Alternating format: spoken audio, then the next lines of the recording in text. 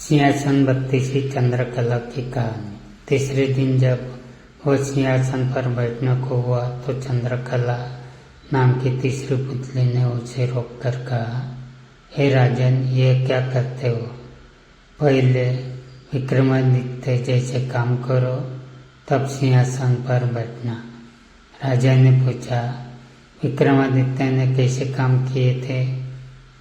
पुतली बोली, लो सुनो। तीसरी पुतली चंद्रकला ने जो कथा सुनाई वह इस प्रकार है। एक बार पुरुषार्थ और भाग्य में इस बात पर ध्यान गई कि कौन बड़ा है। पुरुषार्थ कहता कि बगैर मेहनत के कुछ भी संभव नहीं है, जबकि भाग्य का मानना था कि जिसको जो भी मिलता है भाग्य से मिलता है। परिश्रम की कोई भूमिका नहीं होती। उनके विवाद ने ऐसा उग्र रूप ग्रहण कर लिया कि दोनों को देवराज इंद्र के पास जाना पड़ा। झगड़ा बहुत ही पेचीदा था, इसलिए इंद्र भी चकरा गए। पुरुषार्थ को वे ही नहीं मानते जिन्हें भाग्य से ही सब कुछ प्राप्त हो चुका था। दूसरी तरफ अगर भाग्य को बड़ा बताते तो पुरुषार्थ उनका उदाहरण प्रस्तुत करता, जिन्होंने मेहनत से सब कुछ अर्जित किया था। इंद्र असमंजस में पड़ गए और किसी निष्कर्ष पर नहीं पहुंचे। काफी सोचने के बाद उन्हें विक्रमादित्य की याद आई। उन्हें लगा कि सारे विश्व में इस झगड़े का समाधान सिर्फ वही कर सकते हैं। उन्होंने पुरुषार्थ और भाग्य को विक्रमादित्य के पास जाने के लिए कहा। पुरुषार्थ और भाग्य मानव वेश में विक्रमादित्य के पास चल पड़े। विक्रमादित्य को भी झगड़े का तुरंत कोई समाधान नहीं सूझा। उन्होंने दोनों से 6 महीने बाद आने को कहा। जब वे चले गए तो विक्रमादित्य ने काफी सोचा। समाधान के लिए वे सामान्य जनता के बीच वेश बदल कर घूमने लगे। काफी घूमने के बाद भी जब कोई संतोषजनक हल नहीं खोज पाए तो दूसरे राज्यों में भी घूमने का निर्णय किया। काफी भटकने के बाद भी जब कोई समाधान नहीं निकला तो उन्होंने एक व्यापारी के यहाँ नौकरी कर ली। व्यापारी ने उन्हें नौकरी उनके ये कहने पर दी कि जो काम दूसरे नहीं कर सकते है वे कर देंगे।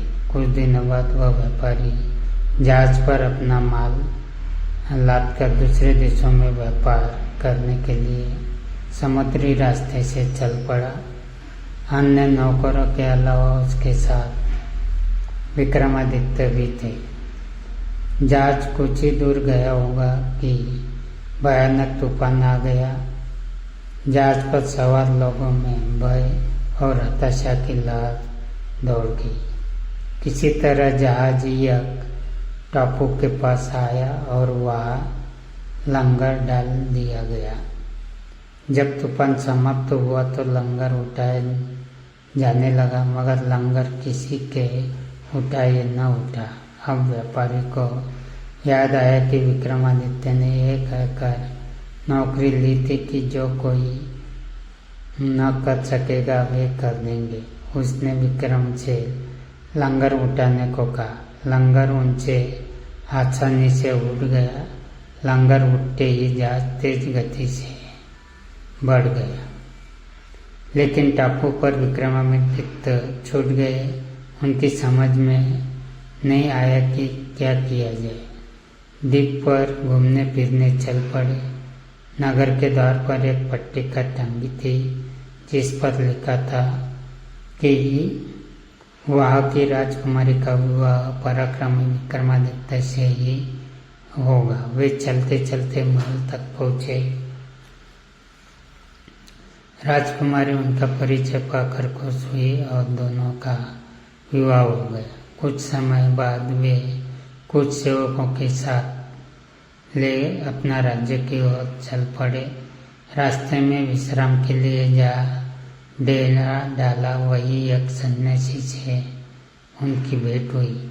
सन्यासी ने उन्हें एक माला और एक छड़ी दी। उस माला की 2 विशेषताएं थी। उसे पहनने वाला अदृश्य होकर सब कुछ देख सकता था तथा गले में माला रहने पर उसका हर कार्य सिद्ध हो जाता। छड़ी से उसका मालिक सोने के पूर्व कोई भी आभूषण मंगा सकता था। सन्यासी को धन्यवाद देकर विक्रमादित्य अपने राज्य लौटे। एक उद्यान में ठहरकर सांघाई सेवकों को वापस भेज दिया तथा अपनी पत्नी को संदेश भिजवाया कि शीघ्र ही वे उसे अपने राज्य बुलवा लेंगे। उद्यान में ही उनकी बेटी एक ब्राह्मण और एक भाट से हुई। वे दोनों काफी समय से उस उद्यान की देखभाल कर रहे थे। उन्हें आशा थी कि उनके राजा कभी उनकी शोध लेंगे तथा उनकी विपन्नता को दूर करेंगे। विक्रमादित्य पसीज गए। उन्होंने सन्यासी वाली माला भाट को तथा छड़ी ब्राह्मण को दे दी। ऐसी अमूल्य चीजें पाकर दोनों धन्य हुए और विक्रम का गुणगान करते हुए चले गए। विक्रम राज दरबार में पहुंचकर अपने कार्य में संलग्न हो गए।